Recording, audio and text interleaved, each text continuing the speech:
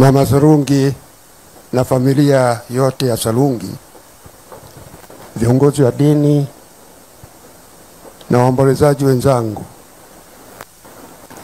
mengi yamekwisha semwa. Sina jipya la kuzungumza kuhusu Philemon Sarungi. Labda kwa wote waliozungumza, mimi na Butiku ndio ambao warika la Philemon. Butiku anasema alikuwa miaka 2 nyuma ya Philemon, na mimi niko miaka 2 nyuma ya Butiku.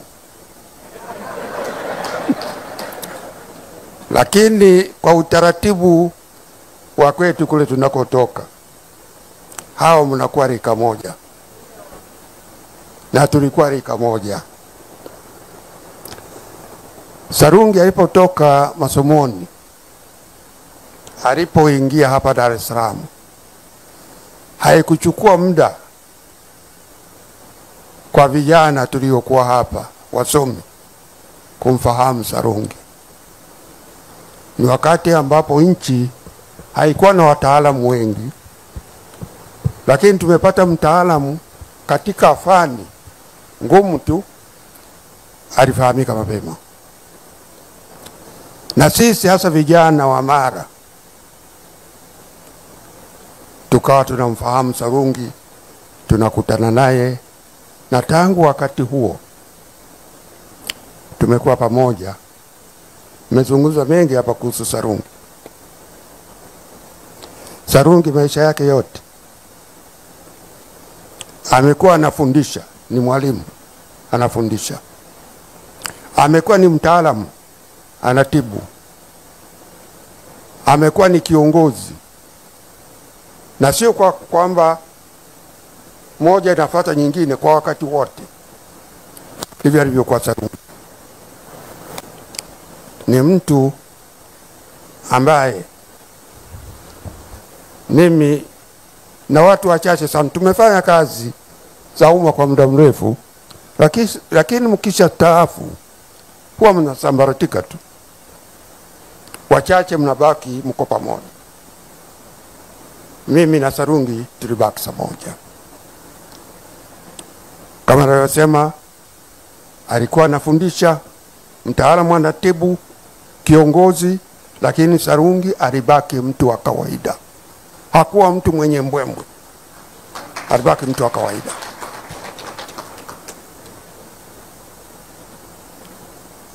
Tunapostaafu, unaacha sasa kutoka, inakuwa labda kutoka ni umekaribishwa mahali kwenye shughuli maalum.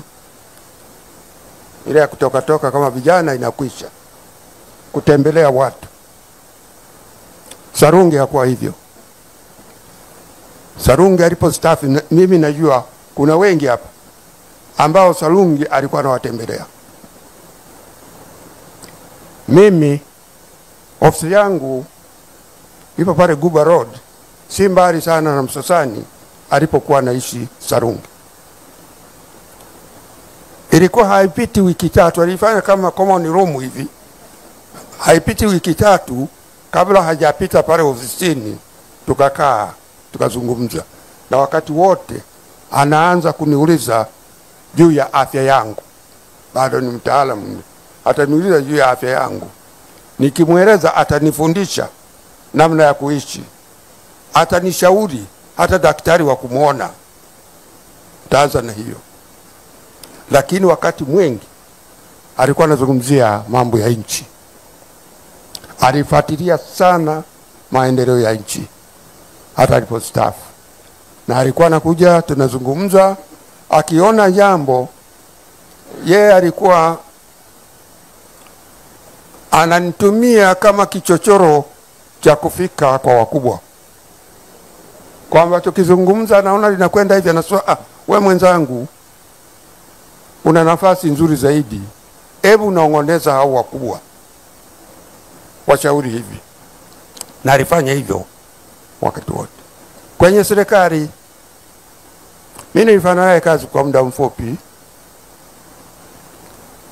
Alipoingia kwenye baraza la mawaziri, nadhani ndio mimi nilikuwa namalizia ile mwaka 90, mwisho wa mwaka 91 nikatoka. Lakini wakati wote alipokuwa kule, mara nyingi Sarungi alikuwa ananitafuta, nakaa pamoja tunazungumza. Hakuwa anaona aibu kutafuta ushauri akiwa na jambo. Alikuwa sawa. Katika kipindi changu nilipokuwa waziri mkuu, mmoja ambao amesema Butiku,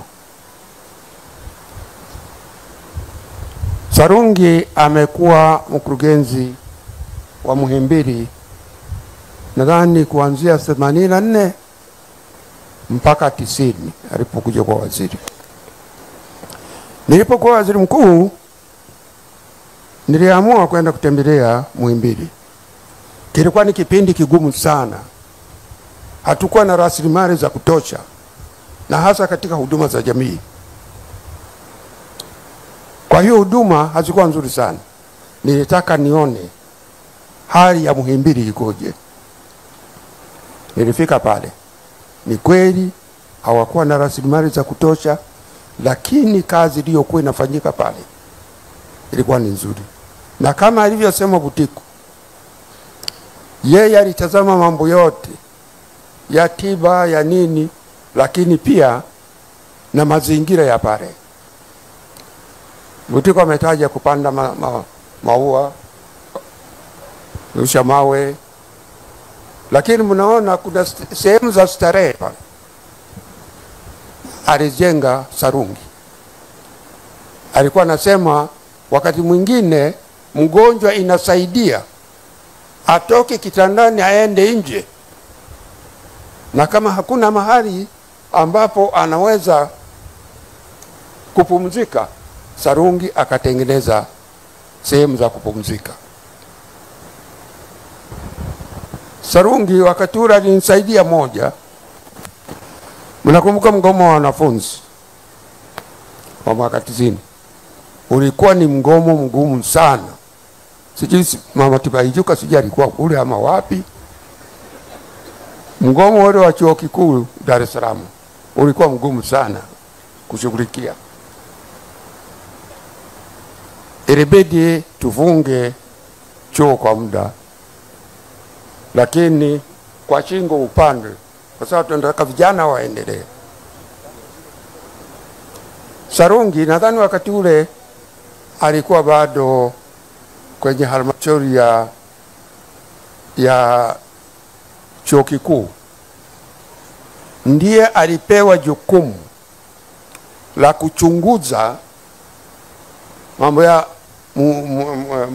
mgomo uliokuwa umetokea pale na kutoa mapendekezo nini kifanyike. Kwa hiyo alikuwa alipewa timu, wakafanya ile, ndio iliyotusaidia kupata uamuzi tuendelee namna gani na mafunzo pale chuo kikuu. Lakini kwangu mimi ni mtu ambaye naadmire sana watu waaminifu, watu wenye integrity. Pamoja na kwamba tulikuwa vijana wote pamoja, alikuwa anapita miaka 4-5, alikuwa kwa maisha ya kawaida alikuwa ni role model. Naona yeye amepita sehemu nyingi sana, na kila sehemu aliyopita, ikiwa ni utaalamu kule alikokuwa, ikiwa ni uongozi, unakuta watu wanataka maslahi yao, sio Sarungi. Sarungi hakuwa na hiyo kabisa.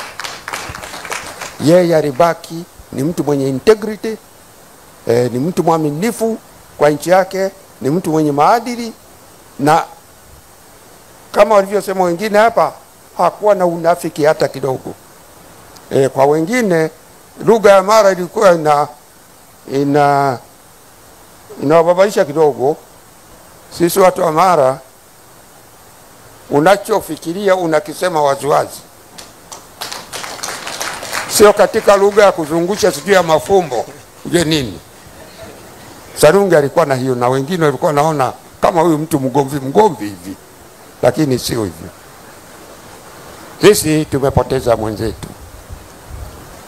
mwenzetu, nchi imepoteza kiongozi, lakini naamini kwa haya yote yaliyosemwa hapa, kwa sifa za Sarungi, inawezekana ikasaidia kwamba kwa kizazi cha sasa na kinachokuja tuone kama tunaweza kuwa na juhudi na maarifa na commitment ya mtu katika kama Sarungi katika utumishi wa nchi yetu. Baada ya kusema hayo, seme Philemon, tunakutakia ulale salama na Mungu aweke roho yako mahali pema usoponi. Asante.